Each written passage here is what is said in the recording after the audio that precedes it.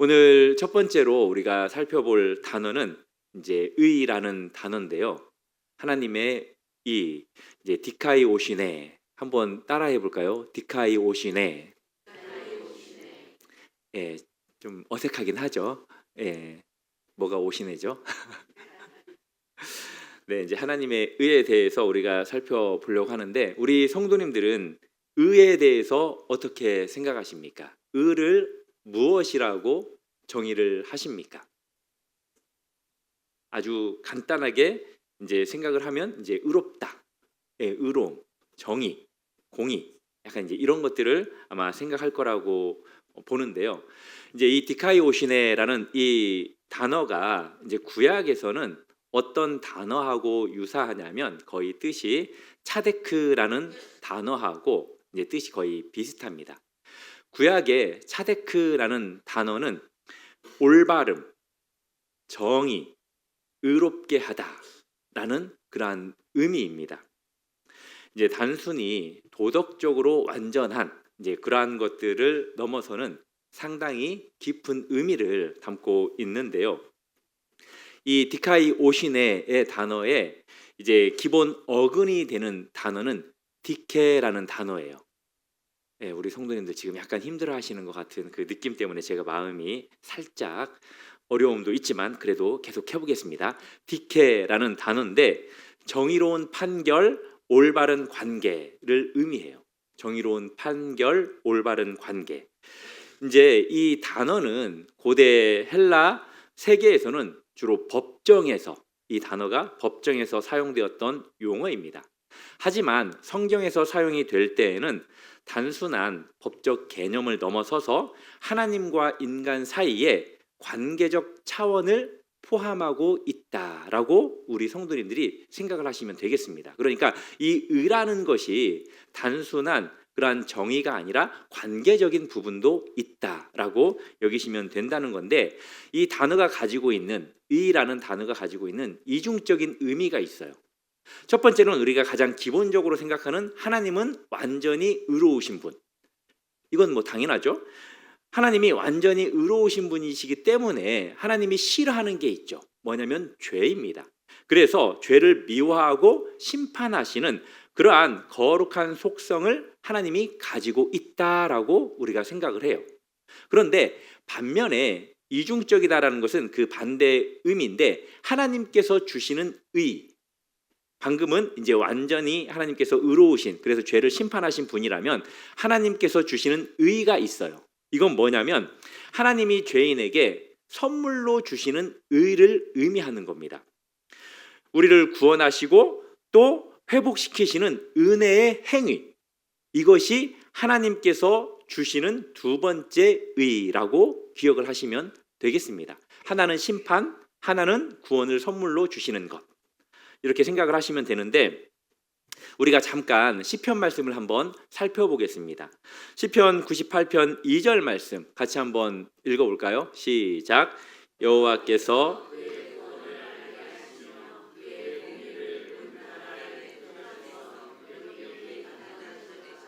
아멘. 여기에서 보면은 구원이라는 단어하고 그 다음에 의라는 단어가 있습니다. 그의 의, 그의 이제 공의가 있는데, 이 구원이라는 단어와 공이라는 단어가 지금 같이 쓰이고 있잖아요. 이 같이고 쓰이고 있다라는 것은 이 단어가 같은 의미를 가지고 있다는 거예요. 띄워주세요. 어떻게 구원과 공의가 같은 의미가 될 수 있겠어요? 우리가 생각할 때는 서로 다른 의미죠. 그렇지만 여기에서는 같은 의미, 즉 하나님의 의는 곧 하나님의 구원하시는 행위라고 그렇게 이해를 하시면 된다는 거예요. 우리가 다른 말씀도 하나 더 살펴보겠는데, 이사야 46장 13절입니다. 이사야 같이 읽어보겠습니다. 시작. 내가 나의 공의를 가깝게 할 것인즉 그것이 멀지 아니하나니 나의 구원이 지체하지 아니할 것이라. 내가 나의 영광인 이스라엘을 위하여 구원을 시온에 베풀리라. 아멘. 여기에서도 공의와 또 구원이라는 단어가 같이 사용이 되는데, 하나님의 의가 언제 이루어진다라고 말씀하고 있죠? 미래, 미래에 이루어질 것이다라고 그렇게 말씀하고 있는데, 이 미래에 이루어진다라는 것은 우리가 알고 있는 메시아, 즉 예수 그리스도를 통한 구원을 말하는 겁니다. 우리가 잘 아는 루터, 종교 개혁자 루터가 1545년에 자신의 회고록에서 이렇게 기록을 했어요. 나는 죄인을 벌하시는 의로운 하나님을 사랑할 수 없었고 오히려 미워했다. 나는 죄인을 벌하시는 의로운 하나님을 사랑할 수 없었고 오히려 미워했다. 어떻게 생각하십니까? 이 루터가 하나님에 대해서 깊이 생각을 했어요. 하나님의 의에 대해서 깊이 생각을 해보니까 너무나도 영적으로 본인이 깊은 고뇌에 빠지게 되는 거예요. 그리고 또 극적인 깨달음을 여기에서 발견을 합니다. 이 루터가 하나님의 의에 대해서 어떻게 생각했냐면, 죄를 벌하고 심판하시는 하나님의 공의로만 그렇게 이해를 했어요. 그러다 보니까 하나님의 의는 완전하고 거룩한 기준이잖아요. 하나님의 의는 완전하고 거룩한 기준이에요. 그래서 죄인은 반드시 그 기준에 따라 심판받아야 하는 존재인 거예요. 그러다 보니까 이런 것이, 이 정의가 결국 루터에게는 엄청난 고통을 안겨준 거예요. 만약에 우리 성도님들이 지금 이 시대가 아닌 루터가 살고 있었던 그 중세 시대에 우리 성도님들이 있었다고 생각을 해보십시오. 하나님의 그 의를 생각할 때 죄인들은 모두 다 심판을 받는다. 예수님이 그때는 예수님에 대해서 잘 모르잖아요. 그 생각을 하고 있다면 우리 성도님들은 어떤 마음이 들겠습니까? 당연히 저 같아도 상당히 괴로울 것 같아요. 왜 루터가 괴로워했냐면, 아무리 노력을 해도, 아무리 선행을 쌓아도, 아무리 경건하게 살려고 해도 하나님의 그 완전한 의의 기준에 도달할 수 없다라는 것을 깨달았던 거예요. 그러다 보니까 하나님의 그 의, 이것에 대해서 너무나 힘겨웠던 거죠. 그래서 그 마음 가운데 하나님에 대한 두려운 마음이 있었고, 그 두려운 마음이 조금씩 지나니까 어떤 마음이 생겨요? 화가 나는 거예요. 하나님은 거룩하신 분이고 의로우신 분인데 죄인들을 다 심판해. 내가 아무리 노력해도 이 죄에서 벗어날 수 없다라는 것을 느꼈을 때, 그러면 결국 나는 심판받을 수밖에 없으니까 그때는 화가 나잖아요. 우리도 맨 처음에는 상대방한테 그렇잖아요. 막 이렇게 좀 이렇게 애원을 하죠. 애원을 하다가 상대방이 그 애원을 들어주지 않으면 어떻게 하죠? 화를 내요, 막. 이거랑 똑같은 거예요. 이 루터가 그래서 마음에 미움까지 갖게 되었다는 거예요, 하나님에 대해서. 그런데 이 루터가 놀라운 것을 깨달아요. 17절 말씀에서 깨닫습니다. 깊이 묵상하면서 깨닫는데, 복음에는 하나님의 의가 나타났다라는 이 말씀을 통해서 깨닫습니다. 이것은 우리를 벌하는 기준이 아니라 하나님이 그리스도를 믿는 자에게 은혜로 주시는 선물을 여기에서 발견을 한 것이에요. 그러니까 하나님의 의는 우리의 노력이나 행위로 얻는 것이 아니라는 것을 깨달았다는 거죠. 무엇으로 하나님의 의를 얻게 된다는 거예요? 복음, 즉 믿음. 오직 믿음을 통해서 우리에게 전가되는 그리스도의 의를 이 루터가 발견을 하게 된 거예요. 그래서 이 루터가 뭐라고 고백을 하냐면, 완전히 나는 다시 태어났다. 그리고 천국의 문이 나에게 활짝 열렸다라고 그렇게 표현을 합니다. 이 고백이 저와 우리 성도님들의 고백이 되기를 바랍니다.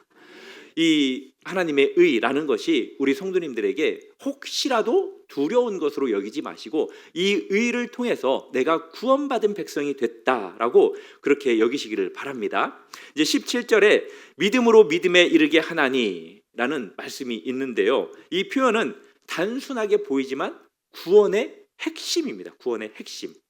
구원은 믿음으로 시작해서 무엇으로 마치는 걸까요?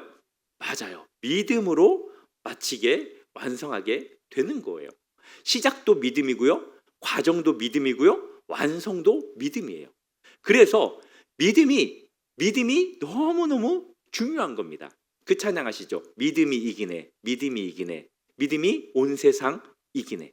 그래서 이 믿음이 너무너무 중요한데요, 처음부터 끝까지 오직 믿음으로 이루어진다는 이 사실을 기억하십시오. 여기에 우리의 행위나 우리의 공로는 단 1%도 개입할 여지가 없다라는 것을 알아야 돼요. 이제 조금 있다가 이야기를 할 텐데, 이제 고린도후서 5장 21절 말씀 잠깐 볼까요? 고린도후서 5장 같이 읽겠습니다. 시작.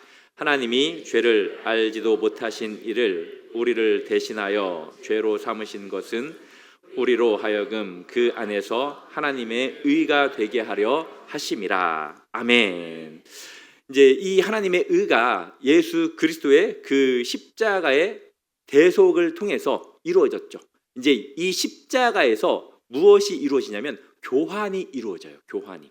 어떤 교환이냐면 예수님께서 이 십자가에서 받으신 것이 있어요. 어떤 것들을 받았느냐? 우리의 죄를 받았어요. 우리가 가지고 있는 그 죄가 얼마나 많아요. 우리 성도님들 지금 연세가 어떻게 되십니까? 나이 젊은 사람이 죄를 더 많이 지었을까요? 나이 많이 드신 분이 더 죄를 많이 지었을까요? 이렇게 솔직하게 말씀할 줄 몰랐네요. 만약에 하루에 3번씩만 죄를 짓는다선 치면 지금 연세에 지은 죄를 계산해 보면 어마어마해요. 아침에 한 번, 점심에 한 번, 저녁에 한 번만 지어도 어마어마합니다. 우리의 그 모든 죄를 예수님께서 십자가에서 받으셨어요. 그리고 하나님의 진노와 저주를 받으셨어요. 그리고 영적인 죽음과 하나님 아버지로부터 분리를 그 십자가에서 받으셨죠. 이 예수님의 그 십자가에서 우리가 받은 건 뭘까요? 우리가 받은 것은 그렇죠. 하나님의 완전한 의.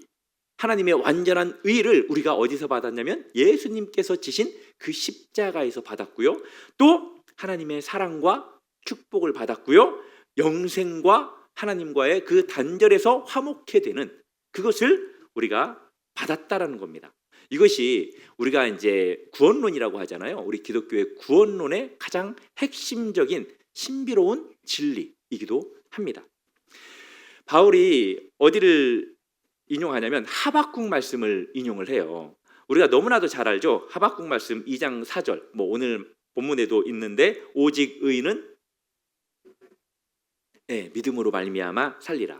하박국 선지자가 이 믿음으로 말미암아 살아라라는 이 고백을 아주 행복한 상황 속에서 이야기한 게 아니라 아주 시대적으로 절망적인 상황 속에서 고백을 한 표현이잖아요. 바벨론이 침략을 해와도 모든 것이 무너져 버렸어도 하나님을 신뢰하는 자는 산다라고 그렇게 선언을 하고 있는 거예요. 사랑하는 성도 여러분, 아무리 이 시대가 험악하더라도 종말의 끝을 달려서 이 시대 속에서 그리스도인으로 살기 어려운 것 같지만 오직 의인 되시는 우리는 무엇으로 살아야 할까요? 믿음으로 살아야 한다라는 겁니다. 하박국 3장 17절 18절에 보면은 그런 고백이 있죠. 비록 무화과 나무가 무성하지 못하고, 딱 이렇게 띄워주시면 감사할 텐데 없어요? 네.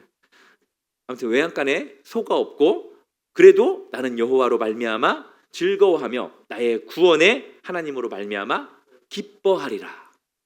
사랑하는 성도 여러분, 우리가 가진 것이 없고 많은 것들이 결핍 속에서 살아간다 할지라도 우리 성도님들 오직 하나님, 그분을 생각할 때는 그분이 주시는 그 기쁨으로 충만해지기를 주님의 이름으로 축복합니다. 칼빈은 이렇게 이야기를 했어요.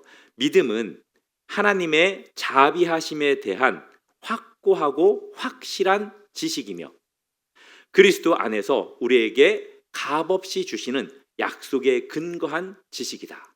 하나님의 자비에 대한 확실한 지식이고 우리에게 값없이 주신 그 약속에 근거한 지식이 믿음이다 라고 그렇게 정의를 합니다. 제가 조금 전에 이야기하려고 했던 부분이 이제 이 부분인데, 이제 행위 의존적 신앙이라고 들어보셨죠? 행위 의존적 신앙. 무엇인가를 해야 되는 거 아닌가라는 그러한 생각. 목사는 목사니까 저도 가끔씩 그러거든요. 내가 담임인데 내가 뭘 해야 되는 거 아닌가? 지금 우리 교회에서 내가 지금 뭘 해야 되는 건 아닌가? 아마 분명히 우리 장로님들도 우리 권사님들도 순장님들도 그런 생각을 할 거예요. 아, 이제 1년 지났으니까 내가 좀 해야 되는 거 아닌가? 라는 이제 그러한 생각들, 이러한 생각들에서 우리가 자유롭지 못하다라는 거예요. 이제 무엇인가를 우리가 기도하면서 응답받으려고 할 때는 이제 보편적으로 생각하는 게 내가 좀 더 기도해야 되는 거 아닌가라는 그런 생각을 하죠. 좀 더 기도했으면 응답받았을 것 같은데, 좀 더 기도했으면 응답받았을까요? 그렇게 생각하십니까? 아니에요. 아무리 우리가 좀 더 기도를 해도 하나님의 뜻이 아니면 못 받는 거예요. 참 이게 그래서 은혜예요. 모든 건 은혜로 결국 귀결될 수밖에 없다고 저는 봐요. 그리고 이제 우리가 복 받기를 원하잖아요. 이제 아무것도 안 하고 교회만 이렇게 출석하면 복 받을 것 같지 않으니까 내가 뭘 헌신해야 되는 거 아닌가, 봉사해야 되는 거 아닌가라는 그런 생각을 한다는 거죠. 상당히 우리는 나름 양심적이기 때문에 그래요. 양심에 뭔가 조금 불편하면 이제 내가 뭔가를 해야 된다라는 그런 생각을 자연스럽게 한다는 거죠. 그래서 믿음 플러스 알파를 항상 생각을 합니다. 알파는 문방구에 뭐 이렇게 필요한 것들이 있을 때라 생각하시고 믿음만 생각하시기를 바랍니다. 알파 문방구를 내가 잘못 예를 들었네요. 예, 우리는 여전히 신앙생활 할 때 무엇인가를 해야 된다라고 그렇게 이제 애쓰는데 바울은 분명히 이야기해요. 처음부터 끝까지 믿음이다. 믿음이면 된다라고 말씀을 합니다. 로마서 4장 5절에 보면은 이렇게 기록이 되어 있는데요. 로마서 4장 5절 같이 읽겠습니다. 시작. 이를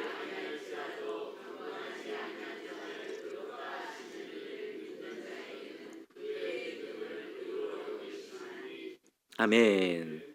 이제 아무 일도 하지 않았는데 그런 경건하지 아니한 자를 의롭다고 하시는 그 하나님, 그 하나님을 믿는 자에게 그 믿음을 의로 여긴다는 거예요. 이제 쉽게 말하면 이 의라는 것은 이제 법정 용어거든요. 그러니까 이제 나름대로 죄를 지었어요. 어떤 죄를 지었는지에 대해서 명확히 말하기는 그렇지만 이제 검사가 고발을 하죠. 변호사는 변호를 하고, 그런데 판사가 판결을 할 때 뭐라고 하면서 무죄 선언하면 그 사람은 무죄가 되는 거잖아요. 마찬가지거든요. 우리도 하나님께서 우리의 그 수많은 죄들에 대해서 원수마귀 사탄이 막 고발을 해요. 심판대 앞에서. 그런데 하나님께서는 그 옆에서 이제 예수님이 한마디 거들겠죠. 아버지, 얘는 내가 찜했잖아요. 성령님께서 이렇게 인쳤잖아요. 그래서 이제 하나님께서 이제 이렇고 저렇고 세상에서 많은 죄를 졌지만 예수 그리스도의 그 거룩한 보혈로 의롭다함을 인정하기 때문에 이광호는 의인이다, 무죄다라고 하면 무죄가 되는 거잖아요. 그런 것처럼 이 판사의 그 무죄 선언하는 순간 모든 것이 바뀌듯이 하나님이 우리를 의롭다고 선언하는 순간 우리의 신분은 완전히 바뀐 거예요. 믿으십니까? 이 신분이 왔다 갔다 하는 게 아니에요. 오늘은 의롭고 어제는 죄인이었고 이게 바뀌는 게 아니에요. 한번 의롭다고 하나님께서 인쳐 주시면은 그 사실을 그대로 믿으시기를 바랍니다. 생명책에 우리 성도님들의 이름이 절대 사라지지 않아요. 그 사실을 믿으십니까? 지금 생명책에 본인의 이름이 지금 보이셔요? 안 보이셔요? 예, 반짝반짝 빛나잖아요. 예, 참 궁금해요. 생명책에 그 한 페이지에 내 이름만 써 있는지 아니면 옆에 다른 이름 이렇게 방명록처럼 써 있는지 참 이런 거 안 궁금하시죠? 저는 의심은 없는데 약간 궁금하긴 합니다. 로마서 8장 31절 33절 말씀 한번 볼까요? 같이 읽겠습니다. 시작. 그런즉 이 일에 대하여 무슨 만일 하나님이 우리를 위하시면 누가 우리를 대적하리요? 자기 아들을 아끼지 아니하시고 우리 모든 사람을 위하여 내주신 이가 어찌 그 아들과 함께 모든 것을 우리에게 주시지 아니하겠느냐? 누가 능히 하나님께서 택하신 자들을 고발하리요? 의롭다 하신 이는 하나님이시니. 할렐루야. 믿으십니까? 그래서 우리는 가끔씩 사탄이 우리를 좀 고발하잖아요. 야, 네가 그러고도 믿는 사람이야? 너 그럴 수 있어? 라고 했을 때에도 우리는 뭐라고 이야기를 해야 되냐면 야, 뭔 소리야. 하나님이 나를 의롭다고 하셨어 라고 당당하게 이야기를 하셔야 돼요. 그리고 양심이 좀 이렇게 책망이 있더라도 그때에도 하나님께서 나를 의롭다고 하셨어라고 하면서 힘을 내셔야 됩니다. 그리고 세상이 우리를 정죄해도 그때에도 하나님이 나를 의롭다고 하셨던 그 말씀을 잊지 않고 믿으시기를 바랍니다. 이제 우리가 하는 그 모든 것들이 결국 우리가 하는 그 모든 일의 동기가 무엇이 되어야 되냐면 구원을 얻기 위해서, 하나님의 사랑을 얻기 위해서, 누군가에게 인정을 받기 위해서 하는 것이 아니라 이미 구원받았기 때문에 하는 거예요. 봉사도 구원받았기 때문에 감사해서 하는 거고요. 헌금도 구원받았기 때문에 감사해서 하는 겁니다. 모든 것은 구원받았기 때문에 하는 거예요. 그리고 또 사랑받았기 때문에. 하나님께서 우리를 어떻게 사랑하셨습니까? 사랑을 받기 위해서 하는 게 아니라는 거예요. 그리고 인정받기 위해서 하는 게 아니에요. 하나님이 우리를 벌써 인정해 주셨어요. 인정받은 자로서 하나님의 자녀가 되었기 때문에 자연스럽게 하나님의 자녀로서의 삶을 살아야 한다는 것이에요. 우리가 의무로 무엇인가를 하는 게 아니라 우리는 하는 그 모든 것들은 특권으로 해야 되는 거예요. 그리고 두려움으로 하는 것이 아니라 사랑으로. 그렇게 우리가 모든 신앙생활 하기를 주님의 이름으로 축복합니다. 이제 우리가 가끔씩 이제 어떤 것을 이제 좀 실패하는 것을 두려워해서 완벽하게 해야 된다라는 이런 생각을 하는 분들이 가끔씩 있습니다. 그렇지만 실패해도 하나님의 사랑은 변하지 않아요. 우리가 넘어져도 하나님은 우리를 계속 사랑하십니다. 그래서 은혜 안에서, 주님 안에서 항상 우리 성도님들은 기쁨으로 지내시기를 바랍니다. 다른 사람과 비교와 경쟁도 하지 마십시오. 세상에서 얼마나 경쟁이 심합니까? 교회 안에서마저 그렇게 지나치게 경쟁하지 않으셨으면 좋겠어요. 솔직히 쉬운 게 아니에요. 참 어렵습니다. 예, 참 저도 가끔씩 이야기를 듣거든요. 야, 참 나는 너를 볼 때 네가 그렇게 목회하는 건 너무나 신기해. 나는 네가 그렇게 목회할 줄 몰랐어 라고 이야기했던 친구들이 상당히 많아요. 왜냐? 자기가 볼 때는 정말 어리버리함의 끝판이었거든요, 제가. 그런데 희한하게 자기보다 이렇게 하나님의 은혜가 더 있는 것 같으니까 되게 마음이 어려운가 봐요. 솔직히 그건 저도 마찬가지거든요. 제가 볼 때 어리버리한 사람이 목회를 되게 하나님 은혜 가운데 잘하고 있어요. 그러면 저도 희한하게 약간 그렇긴 해요. 그렇지만 그때마다 우리는 어떤 생각을 해야 됩니까? 제 그릇은 제 그릇이고 내 그릇은 내 그릇이고, 우리가 항상 자족하는 마음을 그때 계속해서 묵상을 해야 돼요. 이제 상상의 날개는 그때 펼치시면 안 됩니다. 항상 자기 자신에게 돌려야 돼요. 그래서 우리는 고유한 부르심이 있어요. 우리 자신에게 고유한 부르심. 그래서 맡기신 일이 무엇인가, 이것을 찾아서 우리가 섬겨야 된다라는 거죠. 또 우리가 이제 하다 보면은 나는 좀 못해, 좀 이렇게 두렵고 주저하는 이러한 부분들이 있는데요. 그러지 마시고 하나님이 기뻐할 것 같으면, 하나님이 기뻐하시는 일이라면 실패 이런 것에 대해서 두려워하지 마시고, 평가 이런 것에 대해서도 지나치게 두려워하지 마시고 용기를 내시는 우리 성도님들이 되기를 바랍니다. 이제 말씀을 마무리하도록 하겠습니다. 다시 한번 이 디카이 오시네라는 이 하나님의 의는 우리가 쟁취하는 것이 아니라 하나님께서 우리에게 주시는 선물이라는 거예요. 이것을 기억하시고요. 루터가 발견했던 이 놀라운 진리, 바울이 로마서를 통해서 전하고자 했던 그 복음의 핵심이 바로 이것입니다. 하나님의 의로우심이 우리를 심판하는 것이 아니라 오히려 우리를 구원하시는 능력이 되었다라는 것. 이제 우리는 더 이상 하나님 앞에서 지나치게 두려워 떨면서 살면은 안 된다는 거예요. 분명히 하나님을 경외해야 됩니다. 하나님을 두려워해야 되지만 하나님을 사랑해야 돼요. 이제 이 부분에 대해서 나중에 또 설교를 한다면 좀 더 깊이 있게 하겠지만, 분명히 하나님은 두려움의 대상이지만 하나님은 사랑의 대상이기도 하다는 그 사실을 잊어버리지 마십시오. 하나님한테 내가 인정받아야 돼, 이것을 통해서 하나님 앞에 내가 인정받아야 돼 라는 그런 생각으로 하는 것이 아니라 하나님께서 나에게 베풀어 주신 그 은혜와 사랑, 이것을 가지고 우리가 자발적으로 섬김을 하셨으면 좋겠습니다.